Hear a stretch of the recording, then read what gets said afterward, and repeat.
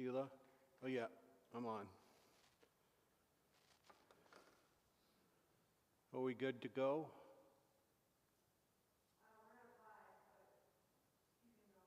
Okay. Well, let's open with a word of prayer. Almighty God, we thank you for bringing us together to this evening. We ask your guidance in this discussion that we have tonight. May your will be known to a greater extent, and may we learn more about your will through study and discussion. Amen. So, how was the reading? Was it confusing, frustrating, enlightening? What do you think, Diane? I have a little bit of confusion. Okay. Hopefully, by the end of tonight, we'll be less confused. I'm not making a guarantee, but hopefully.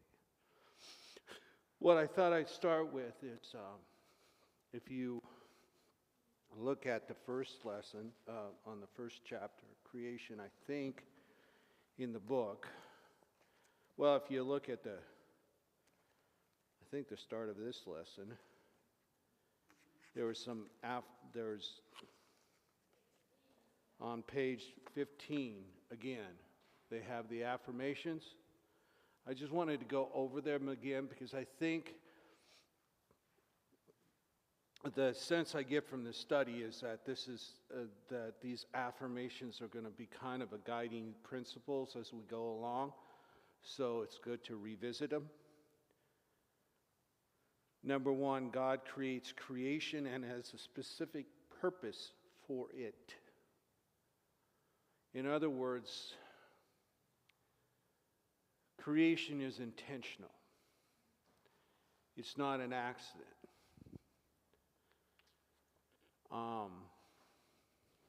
This might be, though not necessarily, might be somewhat of a response to the philosophy of many scientists that the world was created, whether it be Big Bang or some other way, that it happened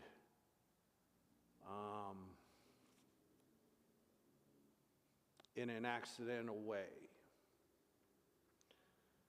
Part of what we are going through in this study is the assumption, and it is an assumption of faith, that there is a purpose and a design behind creation. That it's not an accident, it's not a fluke, but that there is an intention behind it, that creation is an intentional act by God. 2, the relationship between God and creation develops through speaking and listening. In other words, creation is not a one-time act over and done with. Creation is a continuing action that marks a relationship. And as we go through the study, one of the principles I think we need to keep in mind is that God is continuing creation through the developing of the relationship between God and creation. That it's a continuing relationship. This dispels the notion that many people grow up with, is that God was kind of a clockmaker that kind of started the whole thing in motion and kind of just sits back and watches to see what happens. Again, this is an assumption of faith that the God we worship, that the God we believe is the author of creation, continues that creation, and that in order for that creation to continue, that relationship has to be alive. That God continues to speak, And it's our job as creation to continue to listen and to speak and to have God listen. Later on, when we get into the stories of Abraham and the various other stories of the patriarchs, we'll see unfold a sense of a God who seems to change God's mind.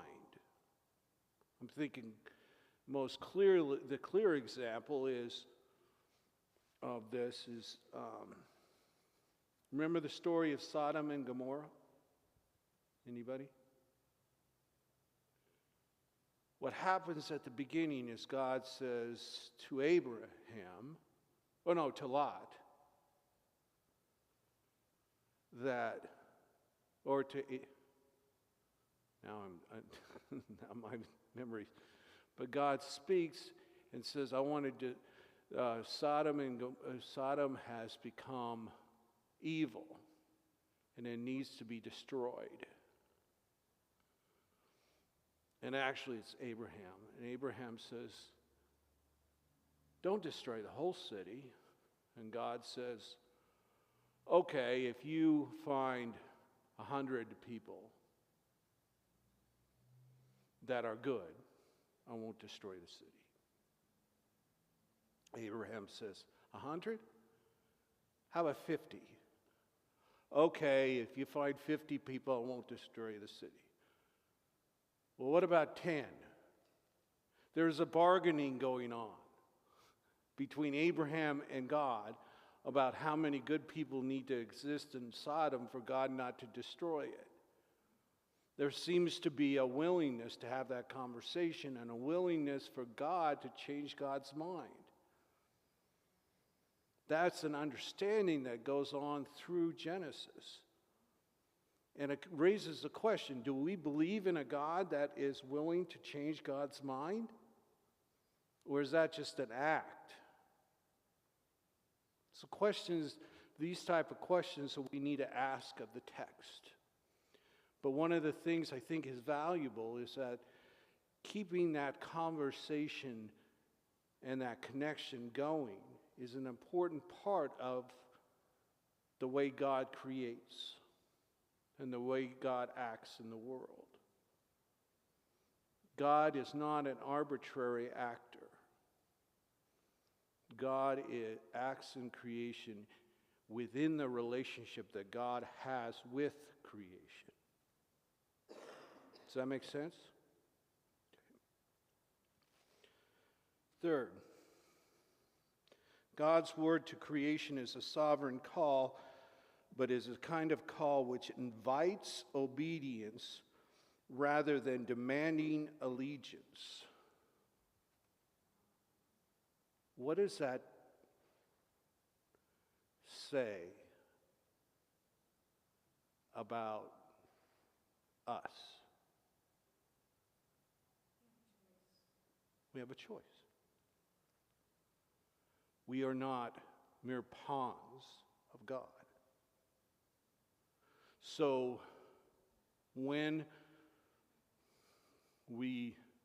what's the difference between obedience and allegiance?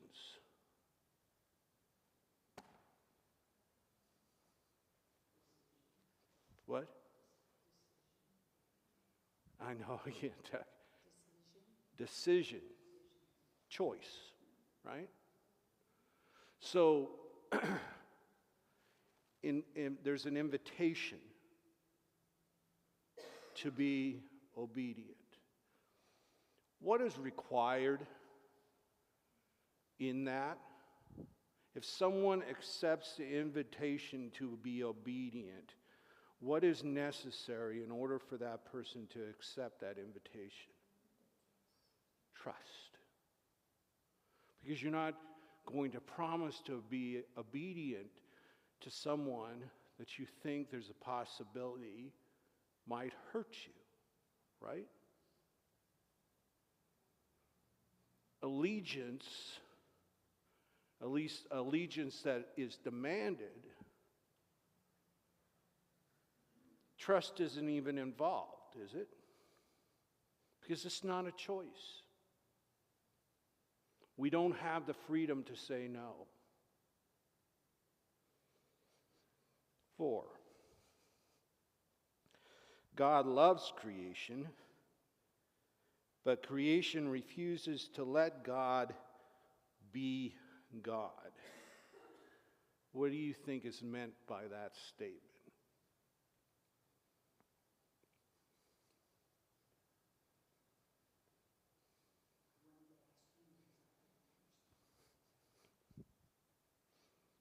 It's connected to the previous statement, right? It involves a lack of trust. Why do we not let God be God?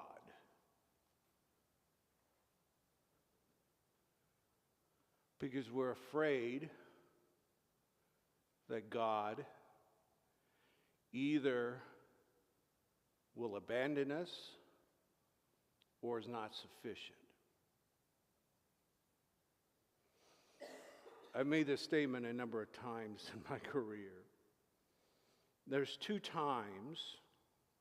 classic times when we turn our back on God. One is when things are going great. Why do we not listen to God and pay attention to God when things are great? We don't need God. We say, tell you what, God, why don't you just sit this one out? I got this handled. I don't need you. The other times when we tend to turn our backs on God, or at least exclude God, is when things are going really bad. And there's a part of us that says, God, I don't think you know what you're doing.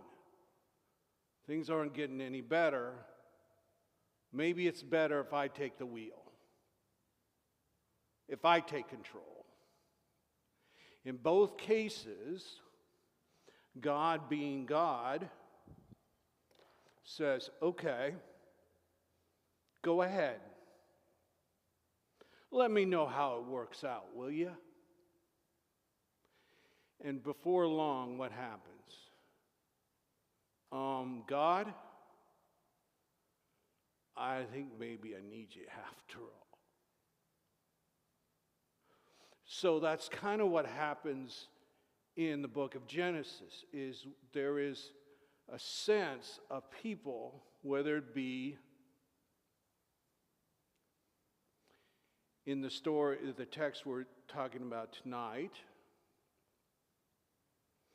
or the Tower of Babel, or even Cain and Abel, or Jacob, or Abraham and Sarah, where in this language,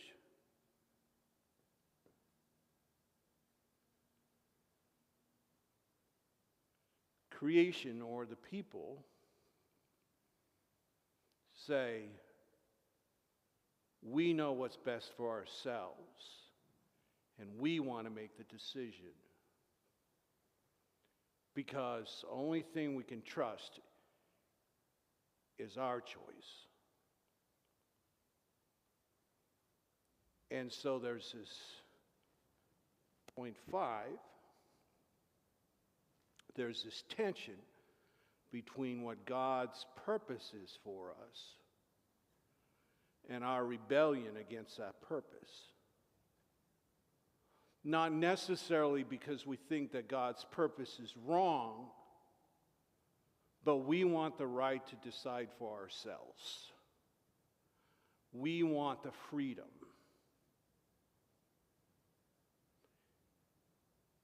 So God gives us a freedom, but it's not very long that we determine that that freedom is not totally free. Does that make sense? So I think it's good to keep these principles in mind as we continue the discussion. Hopefully that's on the board long enough for the people who are watching online and don't have the books can get it. So I can erase and move on.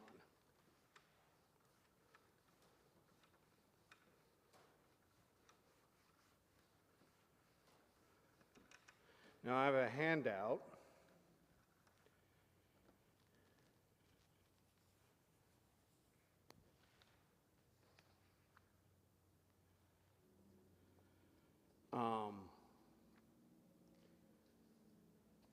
This particular passage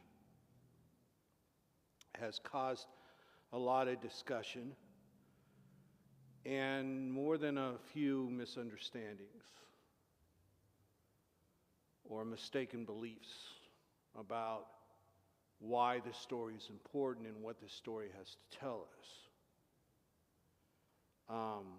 I'm going to hand out a sheet that has some statements, real statements that have been made about this text. And I'm not going to tell you which ones are right and which ones are wrong, or if they're all right or if they're all wrong. I'm going to let you decide for yourself what statements you think are true about this text. They're general statements about what the passage, what's important about the passage. So it's very simple. The statements, there's 5 statements, and it's agree or disagree.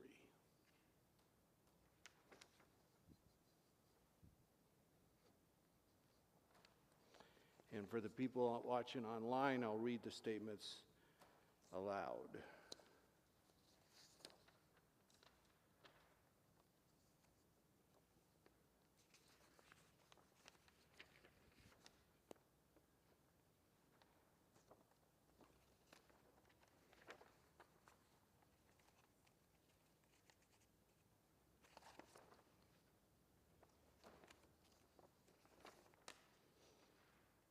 Does everyone have one? Okay. So the first statement is, this text is a crucial one for understanding the biblical story as a whole. I added the as a whole. Agree or disagree with that statement? That this passage, this second story of creation, this story about the Garden of Eden, is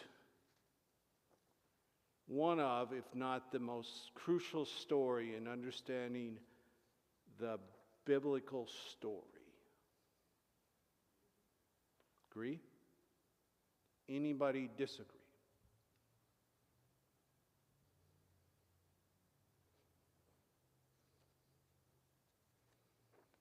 Interesting.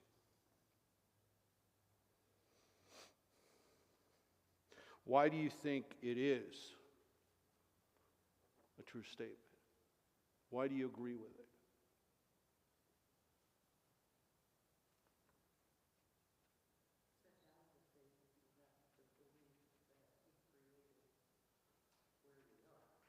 Okay. So the rest of the Bible, everything that comes after, wouldn't make as much sense. So for this isn't necessarily about how the world was created. This is a story about Adam and Eve. Okay. Human beings created. Okay. So in order to understand the relationship between God and human beings, or creation, or how that relationship is developed over a biblical story, you can't have an understanding of that without this as a basis for it. Is that what you're saying?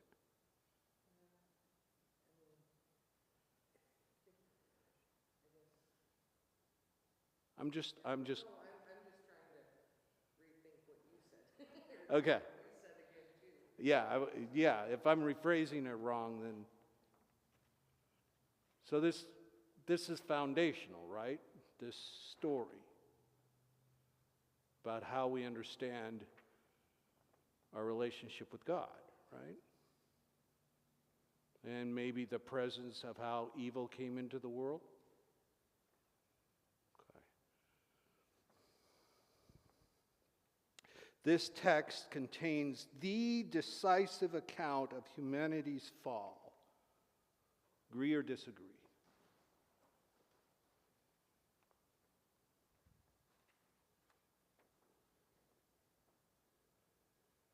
Is it the decisive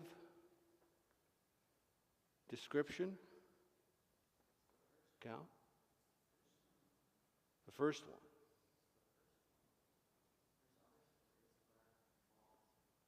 Okay. This says the decisive.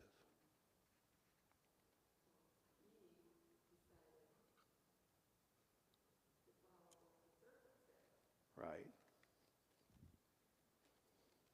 So, there's no other way evil could come into the world except by this.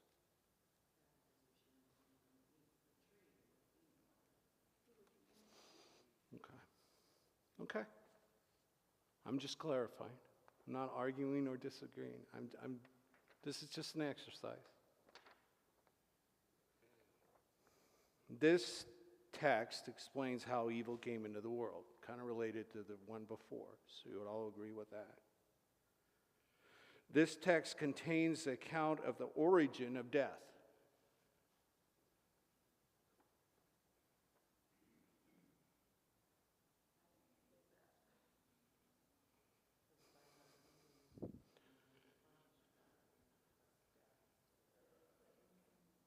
So, before the fall, before the account of the fall, before the choice to eat from the fruit.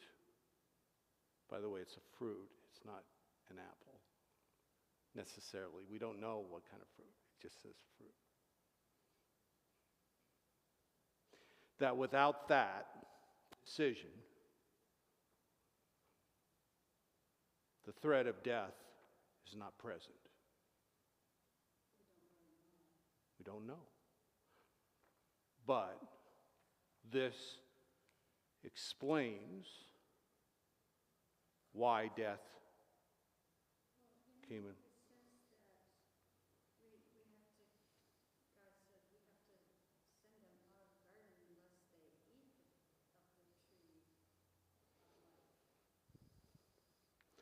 Right. So maybe they wouldn't live forever unless they ate of the tree of life. Yeah. But they could eat of the tree of life. They were allowed to eat of the tree of life until they ate from the other tree. Then they were no longer allowed to eat of the tree of life. Because which tree, the tree of the knowledge of good and evil was the only tree that they couldn't eat from, right?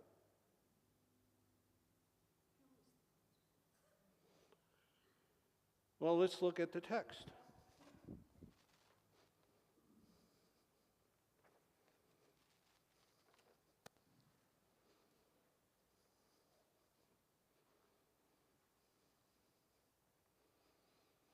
Should be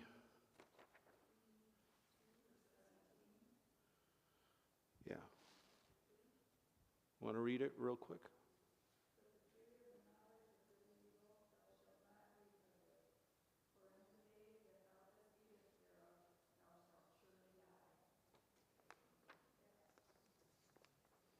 So the possibility of death enters only because of the eating of the tree of the knowledge of good and evil. Okay. Last statement. Sex and the evils brought on about by sex are important aspects of this text. Anybody disagree with that? Doesn't really make sense, does it? Okay, so 4 of the 5 statements we agree with. The 5th one, all of these are statements that have been made about these texts by various theologians or opinions. There are opinions about this text made at some point about this text, about this passage. In that, the reason why I had us go through this exercise is that we don't come to this text, again, we don't come to this text in a vacuum, without ideas already about its truth and its authority. We're not, all of us here, generally, and most people who are aware of this already have an opinion about it, whether it's true or false, what they believe about it, what they don't believe about it. I'm just bringing this up because this is part of why we study it. This is part of why we discuss it again, to help understand why it is that we believe what we believe about this, and look at it again.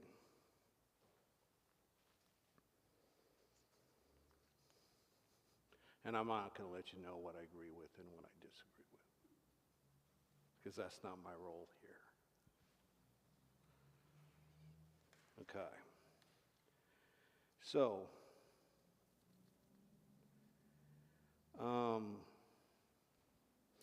there are certain symbols that are in the story of the Garden of Eden. So let's take a brief look at what those symbols might be. So as we look at the text about the garden and the expulsion and the whole drama story, what are the symbols that we are aware of?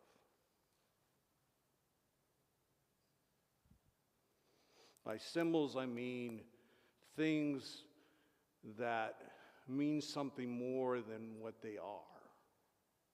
I mean, they have developed meaning over time for us. What? The snake, serpent.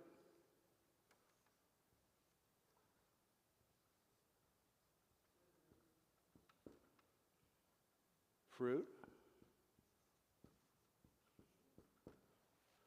What? The tree.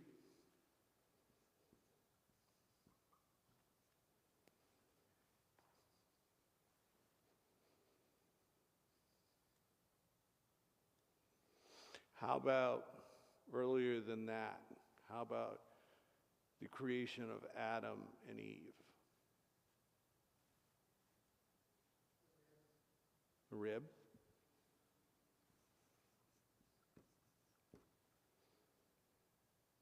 How about earth?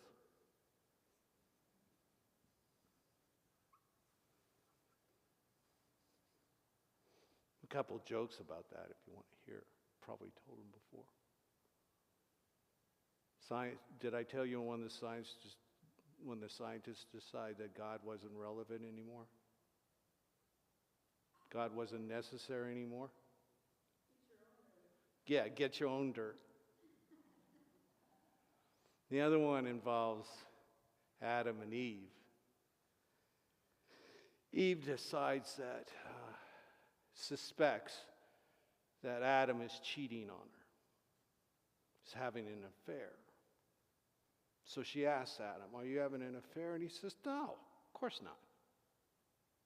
How would I have an affair?" She said, "I just think you're not being faithful." So later in the day, she is still bugging her. So she says, "Are you sure you're not seeing somebody?" He says, "Who would I see? It's just you and me." That night, she still can't let it go. She says, they're lying in bed, and she says, "I just can't let go of this feeling that you're cheating on me." And he turns and he looks at her and he says, "Eve, you are bone of my bone and flesh of my flesh. From my rib you were formed. There's no other woman in the world for me. I'm not cheating. I'm faithful. You are the love of my life." And with that, he rolls over and goes to sleep. He's woke up in the middle of the night with her poking him in the side. And he says, "What are you doing? I thought we answered the question.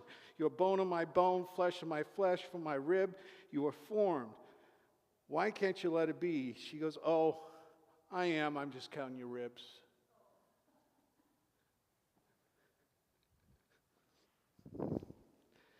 Okay.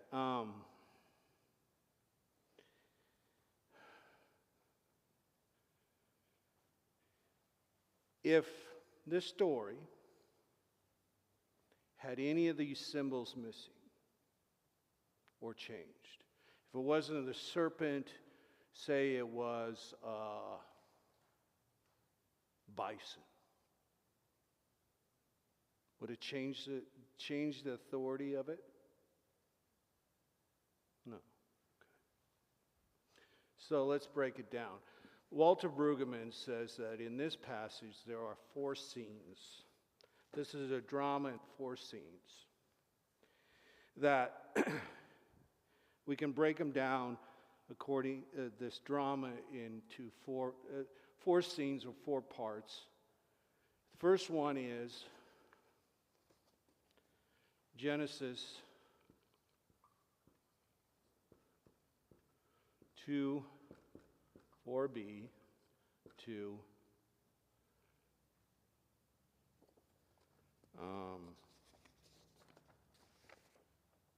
17. And that this is a formation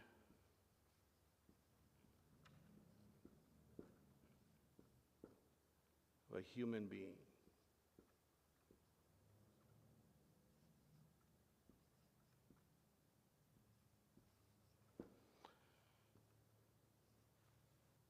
Second scene is Genesis 2:18 through 25. And that is formation of helper. Third, Genesis 3, 1 through 7, and that is disruption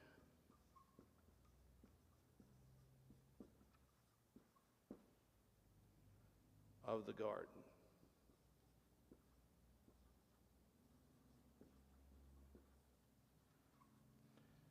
And the fourth scene is Genesis 3, 8 through 24, and that's judgment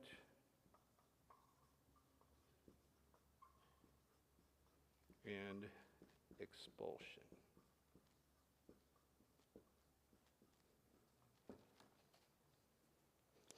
So,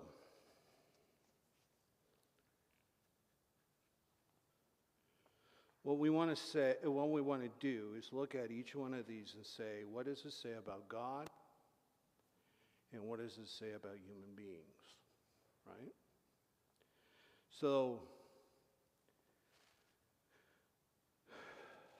The book, the Leader's Guide, or whatever, I don't remember if it's in the resource book or not, asks 3 questions of this, the formation of human beings.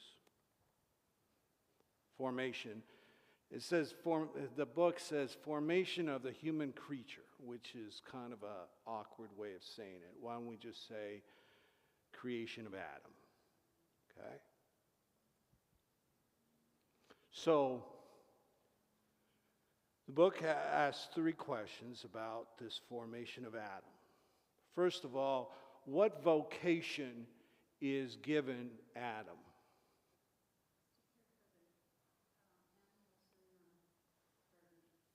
Right, to care for creation, essentially, right?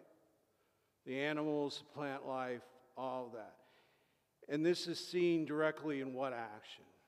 God has him do what specifically? Name the animals. Okay. Second question, what permission does God give to human beings in the garden? Well, he gives permission to control, to take care of creation, to name, and then also to eat of whatever in the garden. Eat of things in the garden. In other words, to decide what they want to eat and what they don't want to eat. There's a freedom there. You can do whatever you want in the garden. Take care of the garden, and you can eat whatever, you can do whatever, you can walk wherever. So there's a lot of permission. There's a lot of freedom, right? Third question is, what is the prohibition that limits that permission? Don't eat of this tree. It's the one limit, right? There's no other limits, are there? God says nothing about how Adam's supposed to treat the animals or the plant life. God just says take care of them. He doesn't take care of it. He doesn't say how to do it. He doesn't say take care of it in this way but not in this way. So there's no limits to the freedom except for that one limit, right?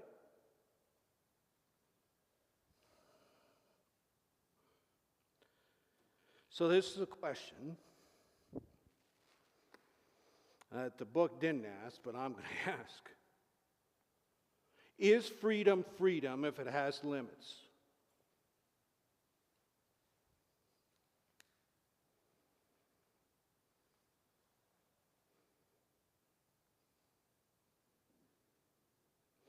If say you're free to do anything but don't do this,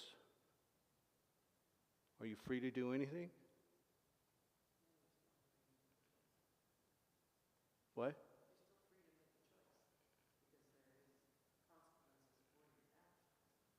But you're not free to do it do it freely.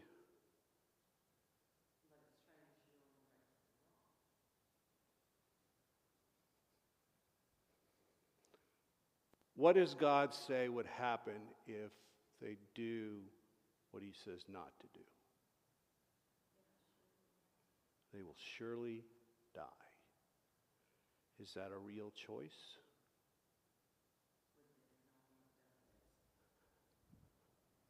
Good question.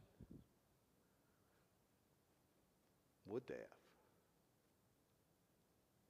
So, are they free to make that choice if they don't know what that choice really entails? So are they really free?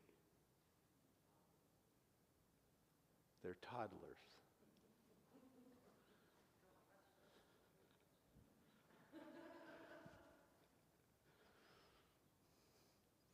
Don't touch a hot stove or you'll burn your hand. They've never burned their hand before, so they don't know what it's like to burn their hand, so what are they going to do? touch the stove unless they trust you, that you know the best for them, and they know because you told them not to that they shouldn't, and that it would be unsafe for them to do it. But toddlers don't think that far, do they?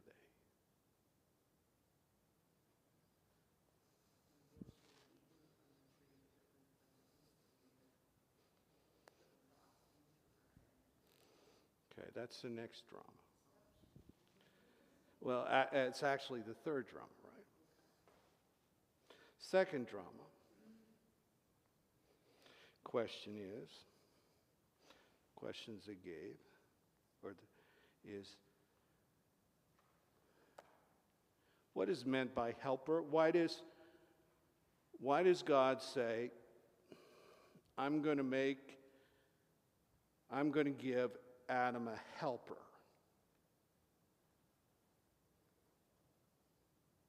Why doesn't God say a partner? Why doesn't God say a wife? Why doesn't God say a love of his life? Why helper?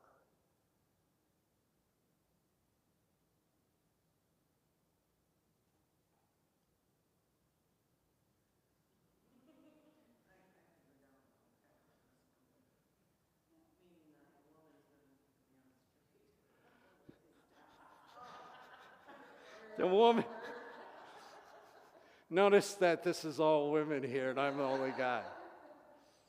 Now, the woman is created to keep the man on track, or safe, or straight.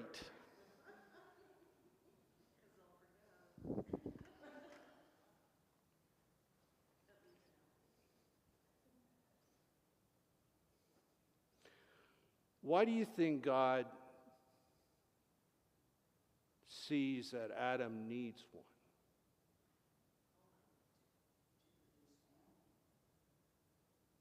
What?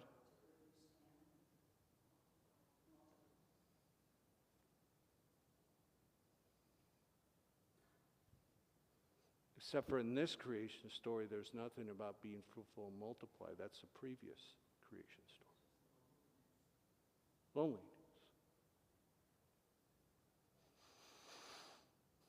In Jewish thought, a rabbi cannot become a rabbi, cannot be acceptable as a rabbi if they're not married. It's kind of different than the Christian Catholic point of view, right? And the understanding that is underneath that is that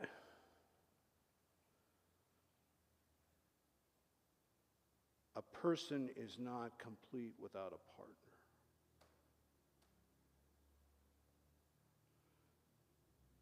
Now, being a single man, it's hard for me to accept that. Except this, that there's a reason why God created a partner for Adam more than creating a family, is that there was something missing. That there was a completeness that needed to be happen. That in order for Adam to be whole, Adam needed a helper, a partner, a companion. Not just so he's not lonely, and not just so he can produce a family, but that so he can be complete in his understanding of what it means to love and be loved.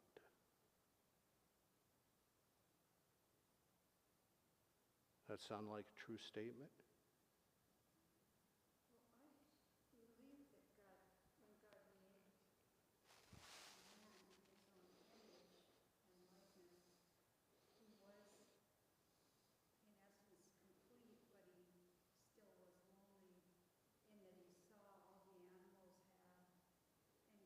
mates. God is whole, complete, male and female or whatever. Right. And we look at the previous account. Female out of Adam. Right.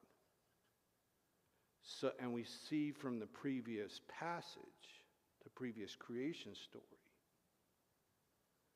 God made humankind in God's own image, male and female. He created them. What we see in this passage is how that is, what that means.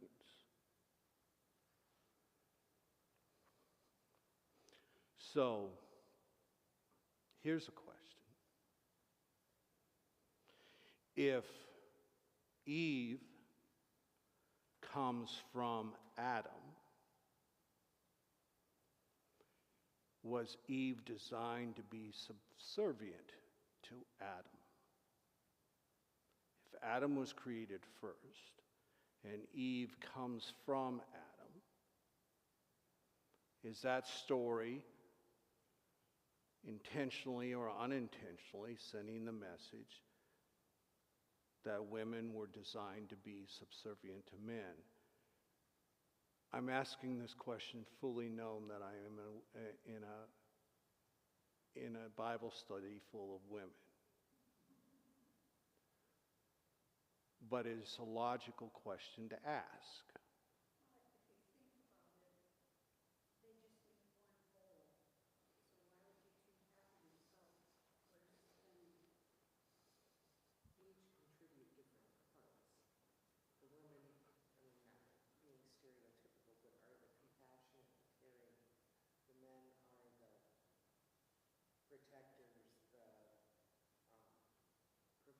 That's the traditional roles, right? The traditional roles are that the men are the protectors, the providers, the orderers, and that the women are the compassionate, caring homemakers. Of course, we know that those are traditional roles and that they don't always play out that way.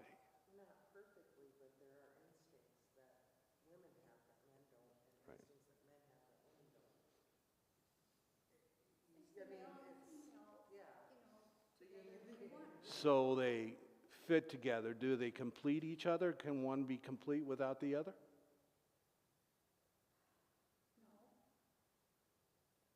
So if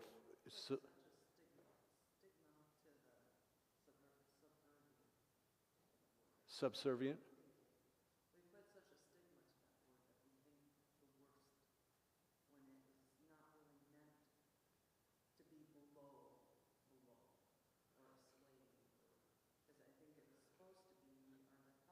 So the interpretation of this text that says that women are supposed to be subservient to men because they were created second and out of the male is incorrect interpretation.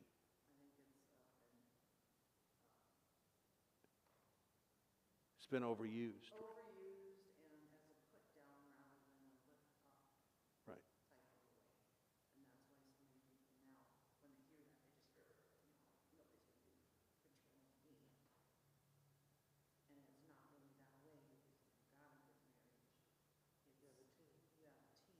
Yeah.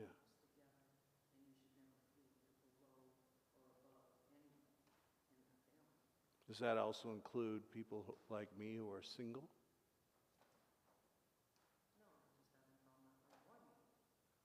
What if I never find one? I believe that God can always fill up that void for us. Okay. Just exploring things here. Right? By the way, talking about traditional roles, my sister Julie got married to my late brother-in-law, Kenny. She wanted to be the traditional wife, keep the house clean, cook the meals, do those traditional roles. except for my sister is not a great cook. And my late brother-in-law, Kenny, was a fantastic cook. And they existed in the traditional roles for the first year, and then Kenny says, I can't take it anymore, get out of the kitchen. And Julie was happy to do so. But Julie also had a degree in accounting. She was very good at accounting. So she kept the books and made the financial decisions. Now, that's the switching of the traditional roles, isn't it? But it worked because they complemented each other.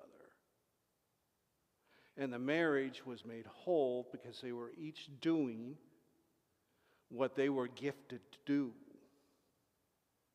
So that's where what Diane is saying is it makes sense, is that they were made whole as partners and helpers to each other.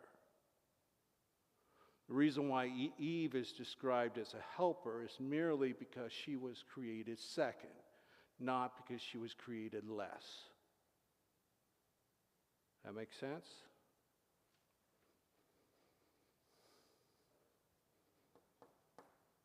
Third, which is the most controversial part, the disruption of the garden. What causes the disruption?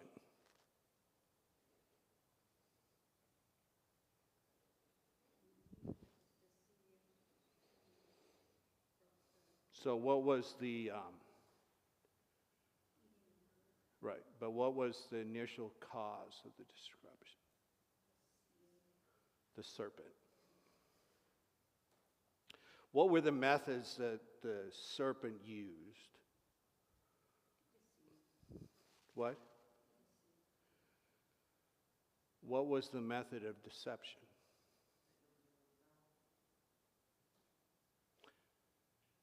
He's appealing to what? Assuming it's a he. The serpent is appealing to what in Eve?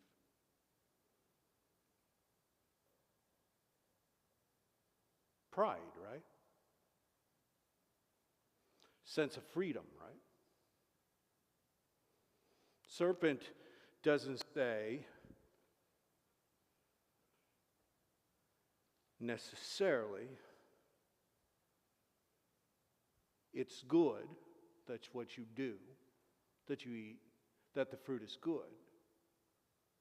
Serpent is sneakier than that, right? The serpent says that God can't be trusted, right? Serpent approaches Eve and says, why can't you eat of that fruit? Because if we eat of the fruit, we'll die. Actually,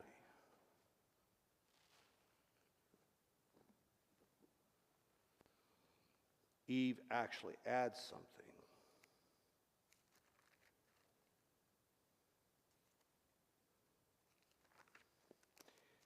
Actually, Eve says, we can't eat of the fruit or even touch it or we'll die, which is not what God says. What was one of the affirmations we had? Importance of speaking and listening. So, the serpent just doesn't just say, you won't die. The serpent appeals to Eve's pride and desire for knowledge. You just know as much as God, and God doesn't want you to know as much as God, because then God won't be God anymore. So God is trying to keep you down, keeping you unknowledgeable. This is what God's doing. The fruit's not going to hurt you. The fruit is going to make you like God. And God doesn't want that. So what happens is Eve wants knowledge. And allows herself to be tempted to no longer trust God and make the choice to eating the fruit. Why does Adam eat the fruit? He does it because he doesn't want to be separated from his helper. Could be.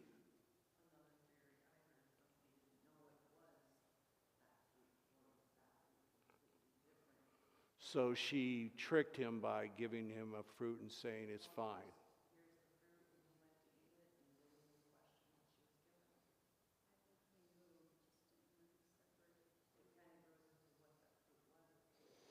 So we have there's different theories about it. One is that he ate the fruit because he didn't know what fruit he was eating.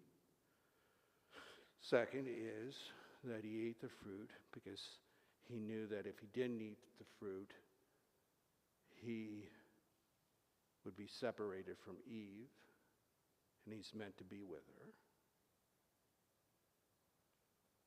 Third one is that he desired from the fruit the same thing that Eve desired from the fruit, to be knowledgeable. So they eat of the fruit. What happens? Once they eat of the fruit, what happens? They realize they're naked. So what? Why is that a bad thing?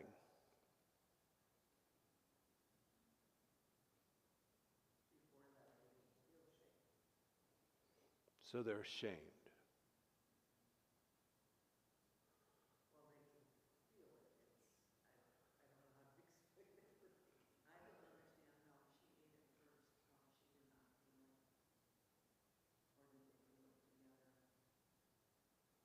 When did they feel shame? Yeah. They knew that they were naked. It just says they ate of the fruit and knew that they were naked. And then they covered themselves, which suggests maybe shame. Maybe shame. But when did they feel really ashamed? When did they hide? When God walked in the garden and was looking for them, and they were hiding. When God asks Adam why he's hiding, what does Adam give a response? What? No, why he's hiding. What? I heard you in the garden, and I hid because I was naked, and I was ashamed. I was afraid. Was Adam ever afraid before? Adam was never afraid. Eve was never afraid of God before. Now they are. The easy answer is that they've disobeyed God and they're afraid of what God would do. That's the easy answer. Or maybe they just didn't know what fear meant before. Not the knowledge they wanted, but they gained knowledge. Now they know what fear is and they do. There is a theory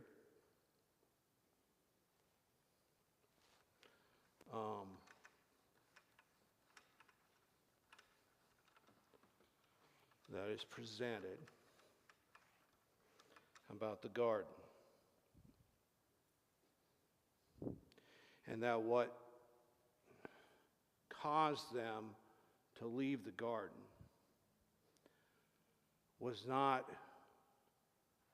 so much, not that it wasn't involved, but it was not so much that they disobeyed God's admonition, but that the knowledge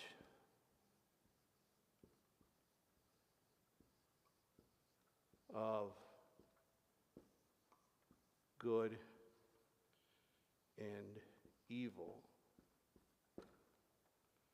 makes evil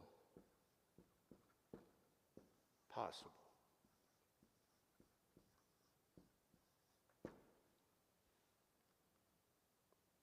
What this theory says is that what makes the Garden of Eden paradise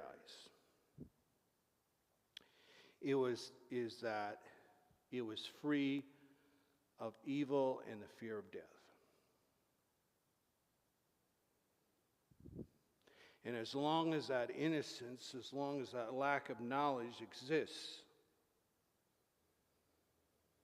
then that paradise exists. But as soon as Adam and Eve knew evil, then they became capable of evil, then they became sinful, and they were no longer then allowed or able to remain in that state of innocence, so they are no longer able to remain in the garden. That was no longer possible for them.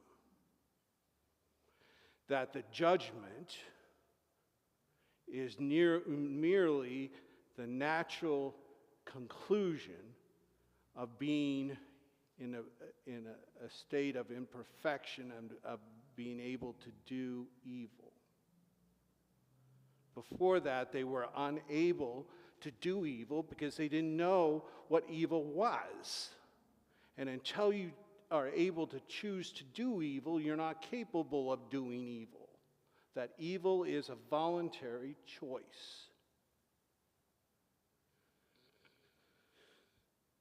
Take, for example, an animal that kills another animal. They do it out of instinct or survival.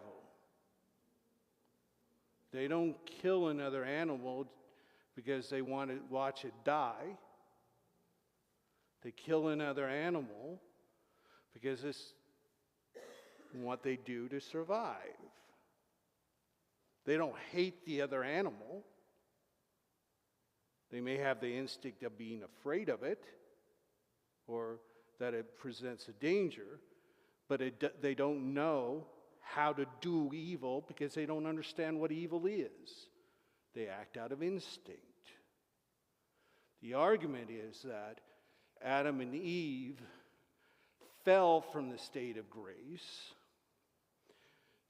because they became knowledgeable of what evil is.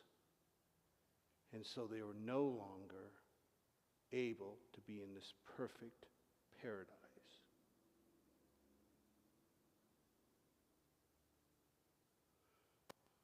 The last scene is there being judged and expelled from the garden, right?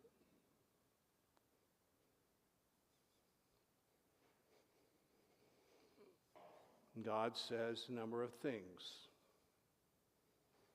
Now you'll know pain. He says to Eve, now you'll know the pain of childbirth. Now you will always be afraid of snakes. The serpent will wallow in the dirt. And Adam, you will always know the soil would no longer be easy for you to produce plants. You're going to have to know the struggle or the toil of tilling the land. These are the consequences of you knowing what good and evil is and knowing what death is. Now you're going to experience pain. You're going to experience fear. You're going to experience shame. And you're going to experience death. Because you chose to know what those are. I'm giving, you now have the knowledge, and with that knowledge comes the consequences. Does that theory make sense? Do you disagree with it?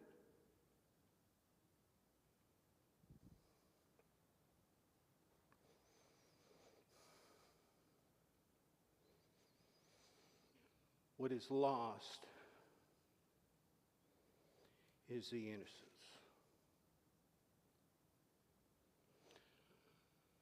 What is gained is a sense of what grace is.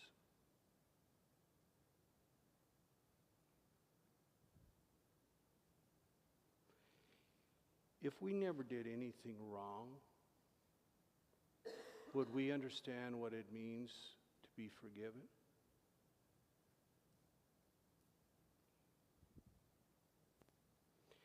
If we never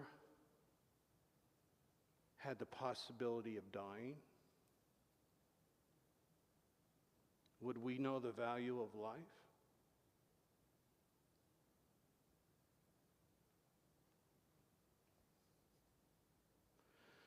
If we didn't know what betrayal is,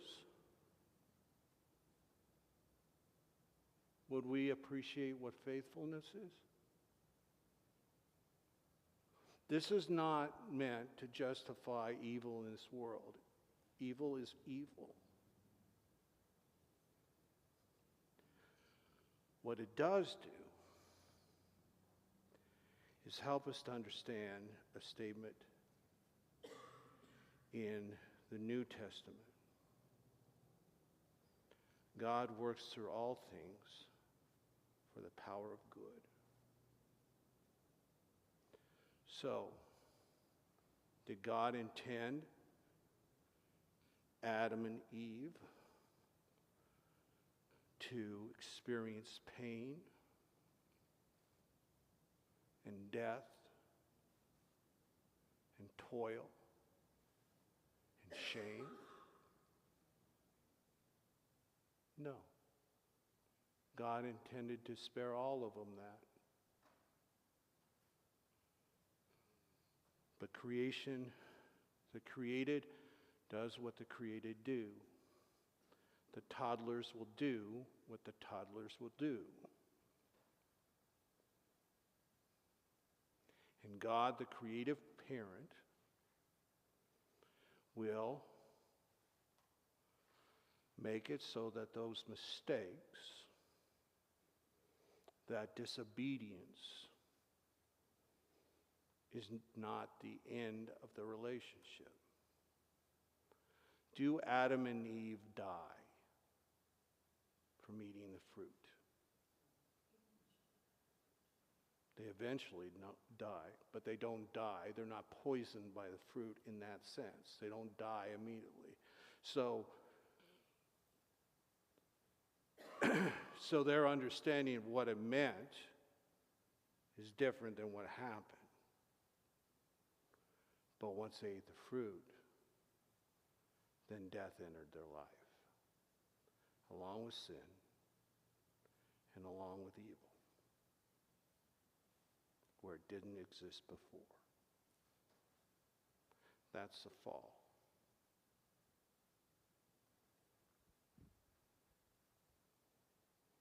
Has this been helpful, or are you More confused or less confused than you were before you started tonight? It's better. For all of you? Any questions, any arguments? Has this discussion been unsettling? I have one little question. Okay. It says that in chapter 3, I'm going to have you use the mic so that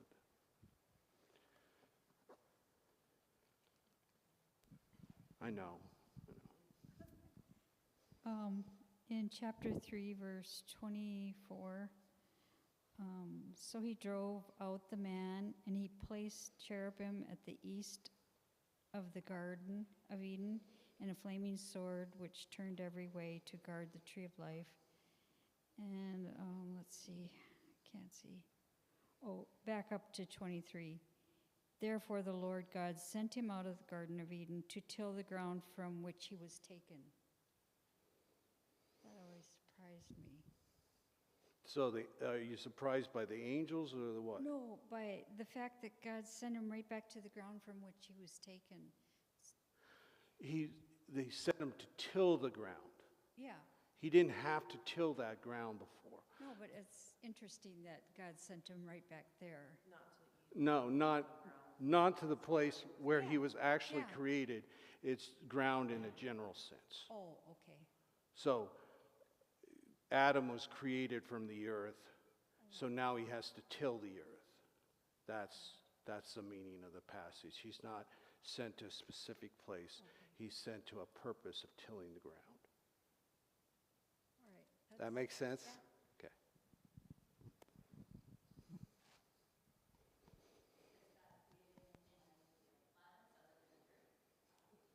Has God created other planets? Well, we don't know, do we? All we know is that God created the heavens, right? What's in the heavens, we don't know. Well, we're still exploring what God has created. They can't find life as it Yet. is here, anywhere else So so far. far. But there are millions of galaxies in this world, in this universe. That's true. And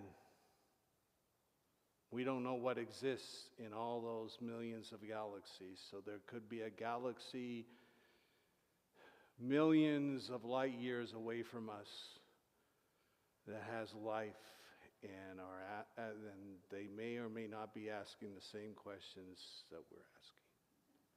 I don't know. A simple way, I just have to tell this, because it was, Lennon must have been 5, and we were driving somewhere at night, and he asked me if I believed that there were aliens. And I turned it around and I asked him, I said, do you believe in God? And he said, yeah. I said, okay, so you know the sun is the center of our solar system, and then there's planets, and we live here. And he said, yeah. I said, so every star in the sky has the potential to have a solar system, right? He said, yeah. I said, do you think God made us and said, oh, I got it right, and stopped there? I mean, just for a Yeah. sake of it, it's not, but it was a way for him to understand that God made everything. Right. And that it was just a Yeah. good story, and he, so from that point, he kind of looked at things. Yeah.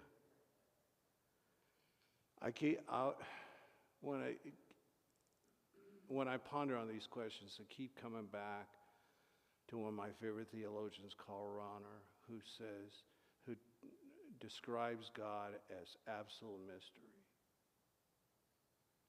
in a good sense. In that the more we discover about God, the more we discover that there's more to discover about God. And that search, that desire to discover more is a good thing, and is what keeps our faith growing.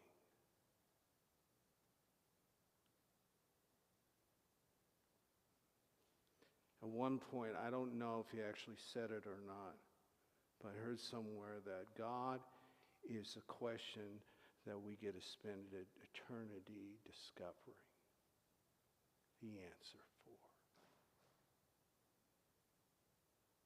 And I think that's just magical. And that's what I see is the nature of a relationship, right? What keeps a marriage alive? Communication. And the fact that you can be married to somebody for 50 years and still discover new things about them, right? Yeah, you know a lot.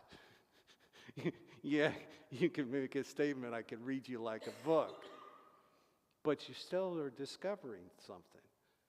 Otherwise, the relationship is dead. That's what keeps relationships alive, is that communication, that creation within the relationship. Mom and dad, they never stopped talking to each other because they never stopped wanting to know what the other person was thinking. And yes, they knew a lot of what they were thinking because they had been with each other for so long.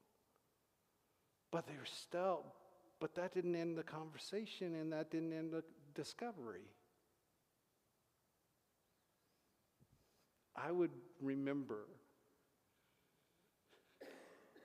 waking up earlier than I usually like to wake up, and be like 6 o'clock in the morning or even earlier. Usually because I had to go to the bathroom. And I come downstairs, because that was the only bathroom in the house, was the one bathroom downstairs. And I would come downstairs, and Mom and Dad would be sitting at the dining room table, drinking coffee and just talking. Because other than when they were in bed together, it was the only chance where they got to talk without one of us being around, where they got to just talk. And that's why we could never work one against the other. It never worked. Because they knew they had already talked things over, and they knew what the other person was thinking about that particular thing. One time, my brothers and I, we wanted to go into town, and well, all of us kids, we wanted to go into town. I think that was because there's a carnival in town or something. And so we went to Dad and said, "The carnival in town, can we go?" "Go ask your mother." We did. She said we could. And he looked at us and says, "No, she didn't. She didn't say that." "Well, how do you know?" "Because I know your mother. And we already talked about this. Don't lie to me."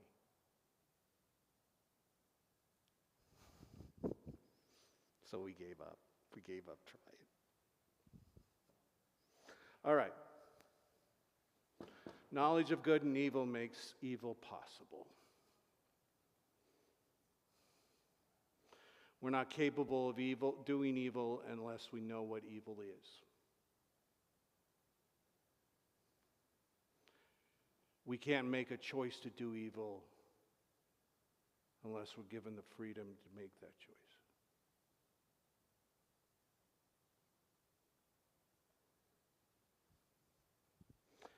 I can't choose to hurt somebody else unless I know what it is that hurts somebody else.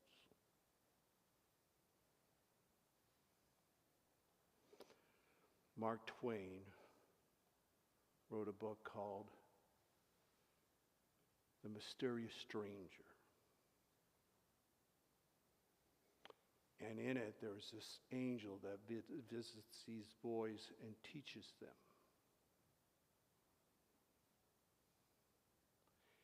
And the angel asks the boys, what makes human beings better than animals?